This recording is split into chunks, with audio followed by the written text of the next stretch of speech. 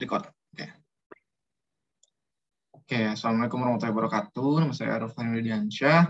Di sini saya ingin mempresentasikan atau mencoba lah bagian dari percobaan dari praktikum dari Laboratorium Teknik Elektro, tapi kodenya Teknik Telekomunikasi TT303207. Nah, sesuai dengan adanya di modul, kita akan mencoba mengenai percobaan pertama di MATLAB.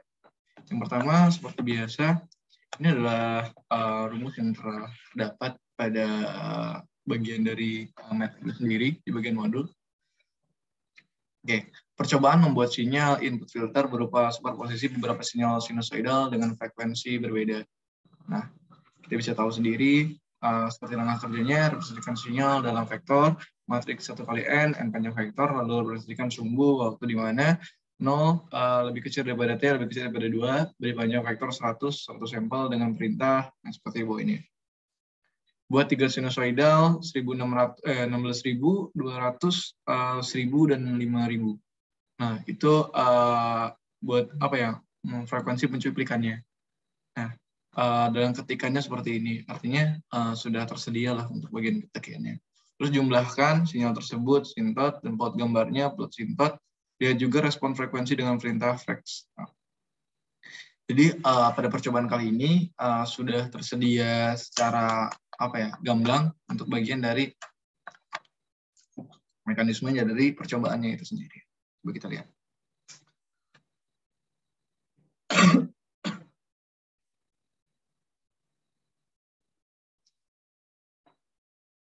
Oke, seperti yang kita tahu, ini ada 100 sampel, frekuensi sampelnya 16.000, frekuensi satunya 200, 1.000, 5.000, dan jangan lupa kita masukkan pi-nya 3,4.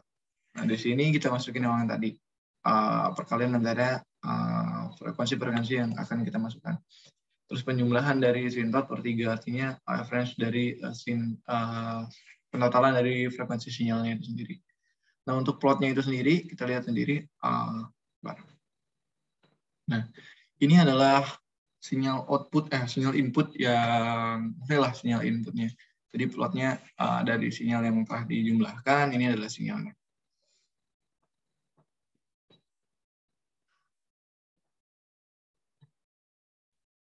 Oke, terus tadi disuruh masukin frex.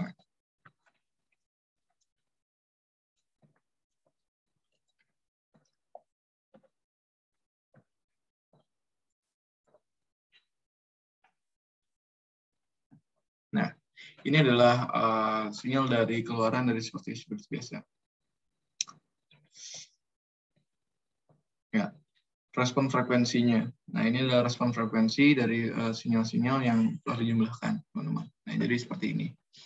Dan di sini ada bagian dari magnitud dan fasa. Ini adalah frekuensi ternormalisasinya lah, gitu, untuk bagian dari yang percobaan yang pertama. Oke, lanjut ke percobaan yang kedua.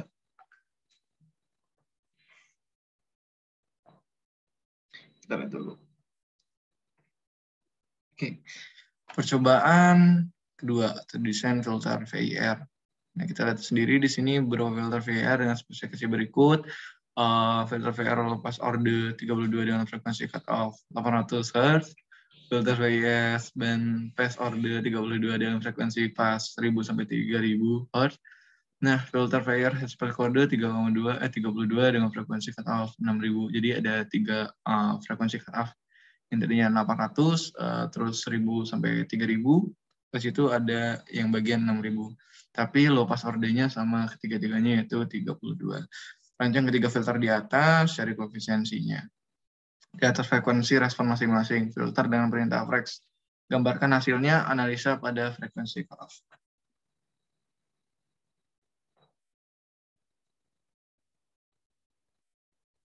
Oke, kita lihat sendiri. Ini percobaan yang kedua. Oke, rumusnya yang pertama adalah, ini seperti ini, V itu adalah N sama WN ya. Jadi WN itu VC-nya VC per Fs itu dikali setengah. Nah, itu memang rumus dari WN-nya sendiri. Nah, untuk low pass, kita lihat sendiri tadi nilainya dari 32 semua. Namun pembedaan ini berawal dari modulnya itu sendiri, hingga frekuensi high pass-nya kita bisa lihat, yaitu nilainya seperti ini. Magnitude dan fasanya. Kita lihat kalau dalam bagian magnitude itu sendiri, walaupun normalisasi frekuensinya itu sama, dalam magnitude sendiri itu berada penurunan setelah berada di bagian 0,8 pirat per sampel. Artinya 0,8 itu udah mulai turun, udah mulai ngacak.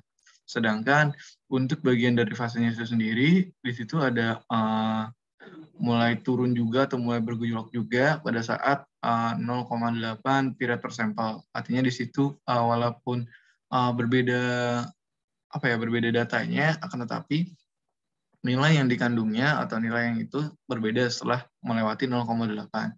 Artinya setelah 0,8 itu penormalan frekuensinya itu sudah mulai ada bergejolaknya gitu. Walaupun pasca itu semakin turun, dan itu turunnya nantian itu waktu udah 0,8.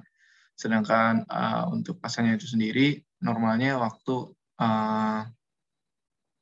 waktu setelah 0,8. Nah gitu. Nah, untuk bagian dari penjelasan untuk saya itu adalah bagian dari percobaan 1 dan percobaan 2, dan mungkin setelah ini bisa diserahkan oleh kelompok saya untuk percobaan 3 dan percobaan terakhir. Nah gitu. Nah, untuk percobaan ini sebenarnya itu saja yang bisa saya sampaikan.